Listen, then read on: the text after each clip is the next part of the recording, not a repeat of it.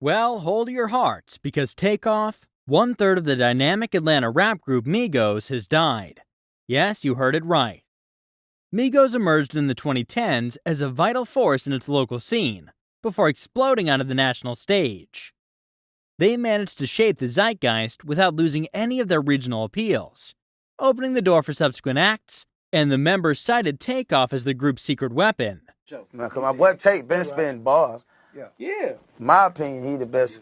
He the best one out of all of us. You know what I'm saying? He the youngest. He been like that. To me, he the best one. To me, he the best one out the group. Man. Go to the north side. Soon we see I on the north side. That's the first thing they say. They say Takeoff. Yeah, man. He was reportedly shot after an altercation at a bowling alley in Houston early Tuesday. Drew Feinling, the lawyer who represented Takeoff, confirmed his death. He was 28 years old.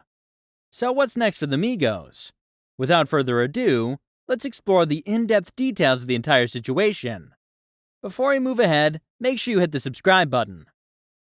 The music industry has had a rough few weeks, with several unfortunate premature deaths making headlines. On November 1st, 2022, Migos rapper Takeoff died unexpectedly in Houston after attending a private party with 40 to 50 guests. Because he was only 28 years old, many people are wondering how Takeoff died and who's to blame. Takeoff's career was tragically cut short. In a 2015 interview with Rolling Stone, he expressed excitement about his current trajectory. "It's a blessing," he said.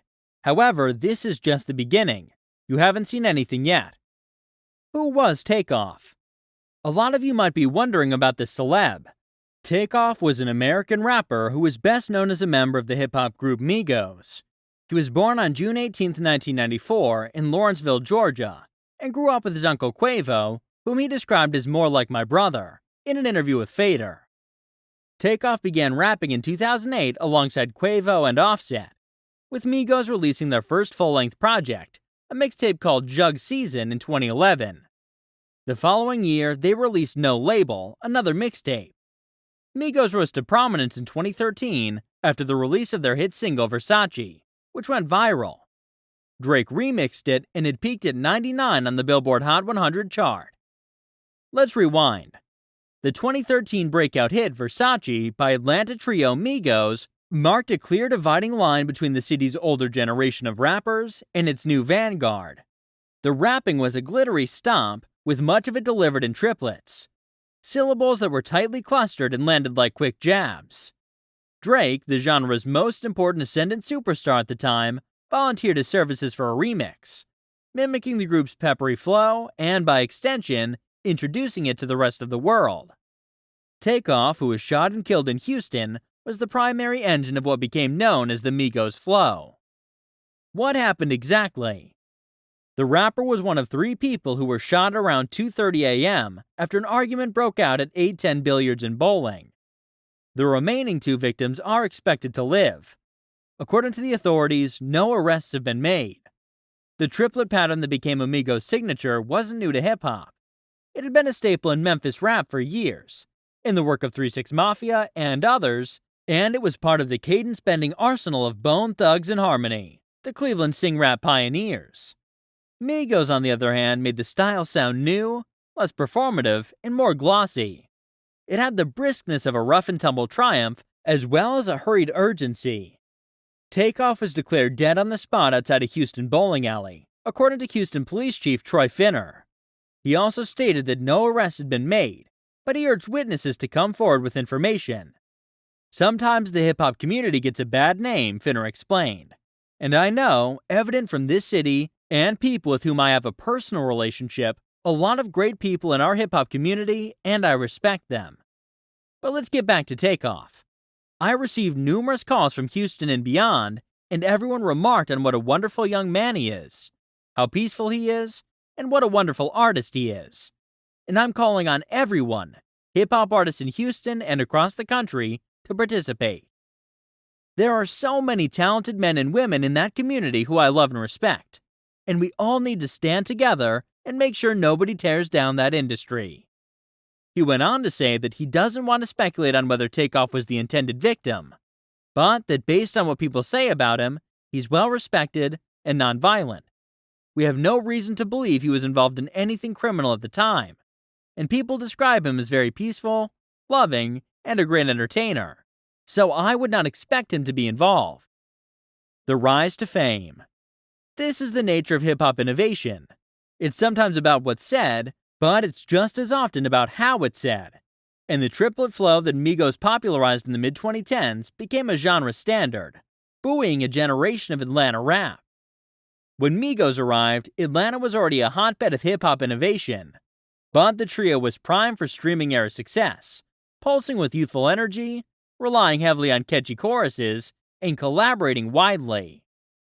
Following the viral success of its 2016 hit, Bad and Bougie, Migos released 2 albums, Culture and Culture 2, both of which debuted at the top spot of the Billboard Albums chart and yielded several hits, including Motorsport, Stir Fry, and Walk It Talk It. The previous generation of Atlanta stars, such as Gucci Mane and Young Jeezy, captivated listeners with imagistic storytelling and their signature vocal texture. Migos, on the other hand, sounded befuddled, anxious, and brazen. They had broken free from previous rap conventions. As the rest of Atlanta rap shifted toward the psychedelic, starting with Future, then Young Thug, and eventually the more commercially minded Gunna and Lil Baby, Migos, and Takeoff in particular, clung to its mechanistic quirks. Takeoff was the most reserved member of Migos, which also included Quavo and Offset. But he was a master of syncopation, with a deftness that could exuberantly render even the most difficult talk. That talent shone through on the group's early songs, catching the attention of Pierre Thomas, better known as P, one of the founders of Quality Control Music, Atlanta's dominant rap label for the past decade. Thomas told Rap Radar in 2017 that Gucci Mane had introduced him to the Migos music and that Takeoff stood out. The split up. After everything that has happened so far, there have been several speculations that the band had split up, with only Quavo and Takeoff remaining.